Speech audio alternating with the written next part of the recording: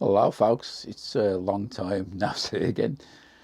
The video you're about to see has been taken over a period of around 6 weeks, so it combines with a number of different clips. So keep your eyes on the date just to give you an idea where we're at. So let's crack on.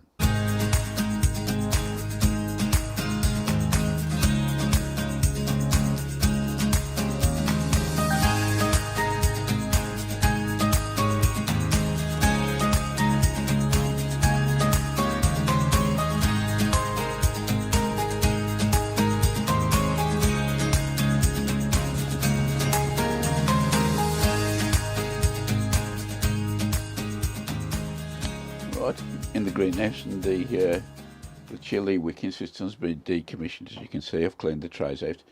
I've still got the tubs to do, but that's not going to be a problem. I'll do that when I get a chance.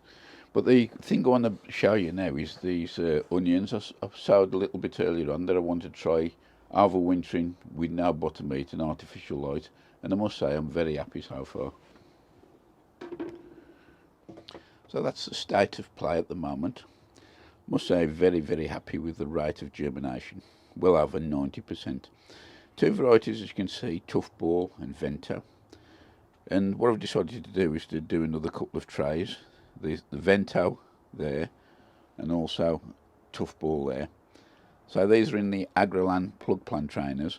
I'll probably pot those on a little bit later on, but the immediate plan is now to bring Vitapod into here, the double one, and I'm just going to put the trays inside there, say with no heat or extra light, and it'll give them a bit of extra protection. In the meantime, probably a week's time, I'll be potting them on. That's both the plug plant trainers now sown. That one there is the Tough Ball. I've just given it a little soak from the bottom. You can of course use the bottom tray supplied with the plug plant trainers to actually water them, but I'm giving these a good soak, and I probably won't be watering them again for a good few months. The compost I'm using is my own worm compost. I must emphasise how good I've found this, and anybody looking to try some new compost for seedlings, definitely recommend this. You may want to add a little bit of vermiculite because it can be a bit water retaining, but I've dried this out, and so once that's been given a good soak, about 10 minutes, I'll be popping that like this one with the lid on, and hopefully they'll be popping their heads up quite soon. That's the state of play at the moment. As you can see, this is the single Vitapod. I've used this purely ease because when I put these away, I actually disassemble the sides into flat pack, and I've had to pop that on a couple of little planks of wood because the tray is just too big to actually get into the bottom of the tray and not big enough to actually rest on the top. But not to worry, those, as you can see, are doing well, and as soon as these other two pop their heads up, I'll be taking the dome dimple covers off there, and all I'll do overnight now is pop that lid on, and that's it.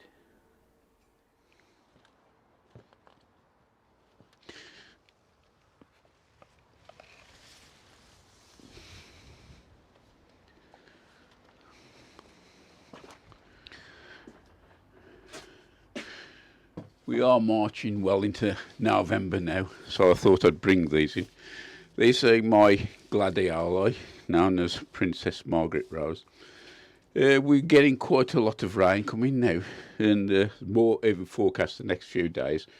So originally I was going to lift these out of the pots and dry the combs off, but since I've got nowhere to actually put them permanently on, they'll probably end up back in these pots next year. So I thought I'd just bring them indoors and leave them in here and give them a bit more protection from the frosts. While I'm bringing stuff in the greenhouse, I've just fetched these in as well. These are a few dahlias I've got. As you can see, there's a fairly hefty tuber on that. And alongside here, I've still got a couple of chilies. I think these are basket of fire. They're in the greenhouse border.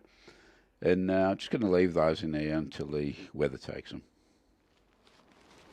While I was at the recent Malvern Autumn Show in late September, I picked up a few more of my favourite Alliums. These are a variety called Ambassador. Now, if you're familiar with the Globemaster bulbs, very similar in size, but these are a bit more of a deep purple colour. And I'm going to be planting these now in the border in there.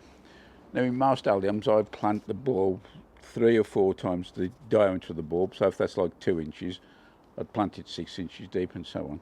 So I'm going to pop these in the border, and I've already got about 3 from last year. These are not cheap, these, and each of these bulbs cost me £5 each. But saying that, I did actually see some for sale at £6.50 each, so I've got 3 here to go. These are actually purchased from Hart's Nursery. So I'm going to crack on and get these in. I've dug the hole, so I'm ready to plant. It seems common sense, but do remember to keep the pointy end up and the flat side down. And just show the hole there, I did say plant about 3 times the depth of the bulb. And I've created this hole with the drain spade, and I'm just tidying it up with the actual trowel there, the soil scoop. If you have got clay soil, add a bit of grit in the bottom or sand, but this is very well drained, so I'm just going to pop that in now and just fill it in lightly. Now hopefully while the soil's still warm we'll put in a few roots out, and will give us a nice display for next year.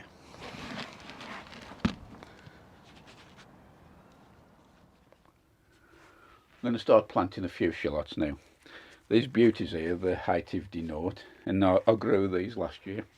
Unfortunately, these are not the ones that I grew, because the ones I did, I harvested them together with the garlic and put them in the Allotment greenhouse. And with the sun how fierce it was, it actually fried the lot. And I know Nick from Nick's Allotment had a similar issue with some of his crops. But not to worry, a good friend of mine, again, come to the rescue, Colin over in Tamworth, and he's actually supplied me with these. These are actually better than the ones I grew. But I'm going to be starting these off in cell trays.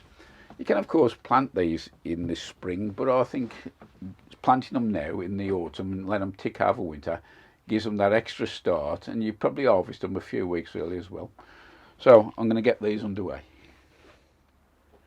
This is the tray that I'll be planting them in. Nice, thick, plastic, sturdy. They got quite large holes in the bottom, which is good for extracting them.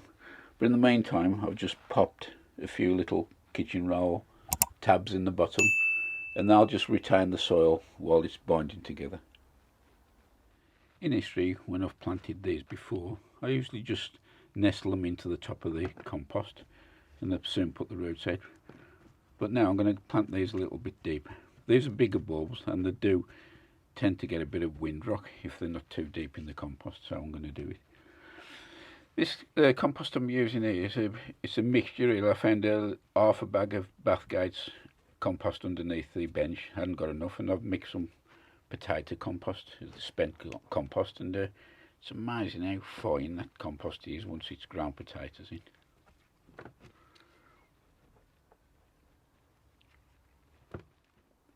I've given those a dampen down now, and that should see them ticking over until the new year. They're going to be remaining in the greenhouse, and once I put some shoots up, I'll probably pop them into the coal frame. Hello folks, I thought I'd better give you an update since it's been quite a while. Like most of you, you've probably had a spattering of snow. We've had a good battering, as you can see. And as usual, the net cages have took the brunt of it. So at the moment, I'm just going to clear up what I can and get the net back over, ready to remove it if we have another downfall.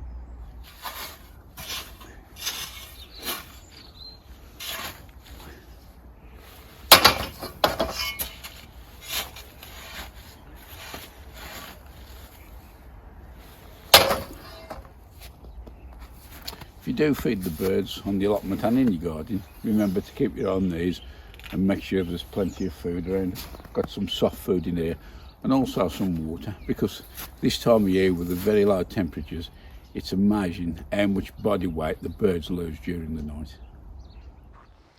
Hello folks, and welcome back. Today's a rare visit on the allotment. I think today, the 18th of December, is the first day we've actually had the thermometer reading above zero. And here in the Midlands, we've really been hit by snow. I'll give it a spin round. As you can see, the allotment is still white over. This may come out a bit dark because the auto white balance will pick up on the snow and darken it.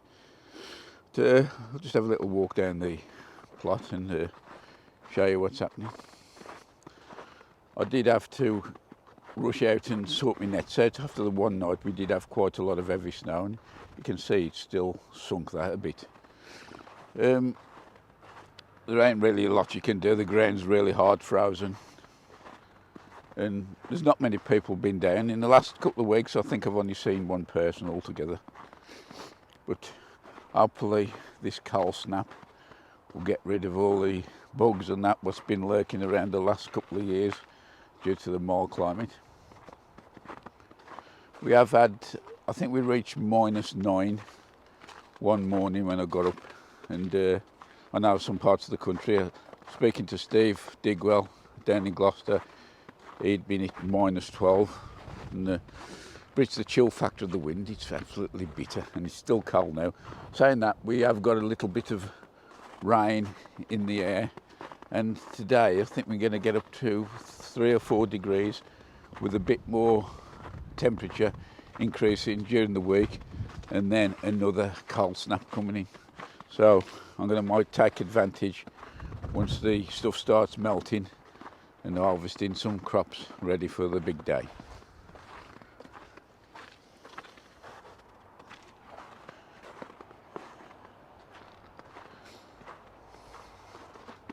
The one good thing about this, it will do the parsnips and sprouts a bit of good, and also the garlic as well if you've already got that out.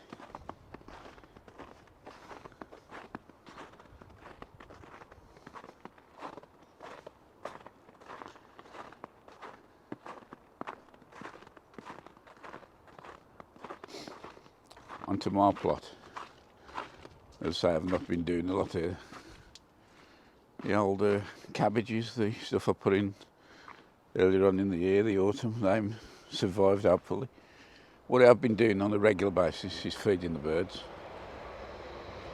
and that's there is some porridge oats I give with sunflower hearts and also mealworms.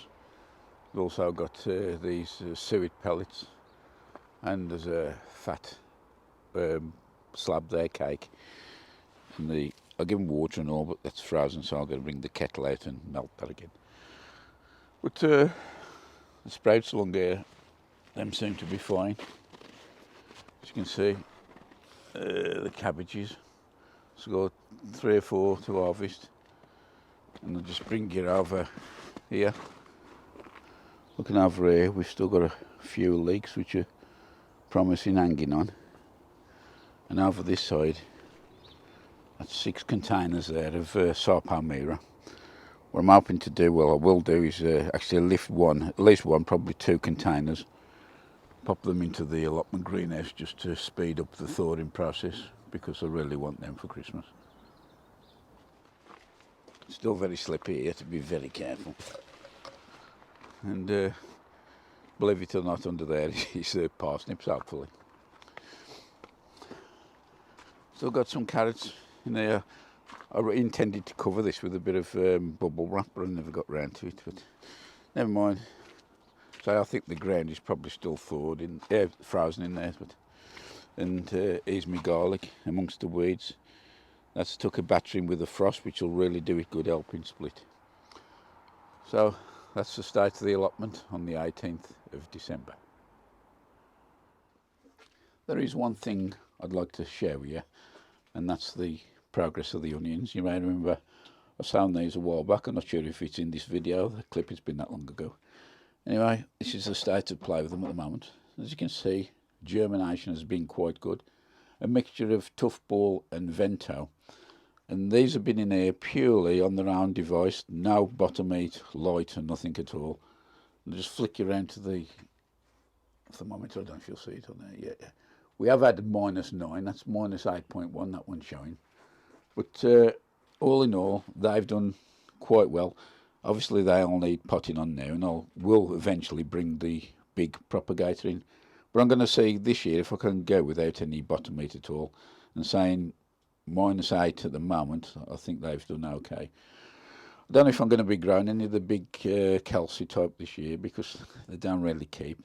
So we'll see how things go. So they've been in that, say, the Vitapod, just the lid on top, And I have been putting this double layer of bubble wrap across as well. Alongside here I've got some active denode shallots. They've been in around about 4 weeks. I need 2 or 3 have fired at the moment. But filling the bulbs on them still nice and firm, not squidgy. So hopefully they'll come into life a bit later.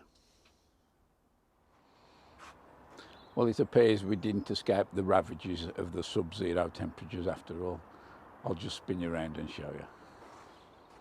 I said earlier we'd got 6 30-litre containers of Sarpomera. I've just harvested 1.5, and as you can see that's a fairly decent crop, that is. The problem is all the tubers are squidgy, so I'm afraid that's a write-off. That there is still a frozen block. I can't even get those potatoes out. It's a pity really, because it was a promising return by the look of that, but never mind, there's always next year. So that's about it for this one. In fact, possibly this year. I doubt if I'll get another one in before the new year. Videos have been few and far between the last 2 or 3 months, mainly because I've had a couple of holidays, and also I fancied a break from filming, because I'm not one of these who keeps putting a video up every week just for the sake of it.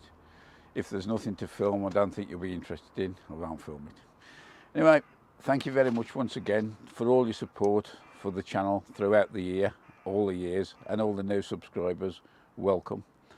Whatever you're doing over the festive season, take care, enjoy, and see you soon. Bye for now.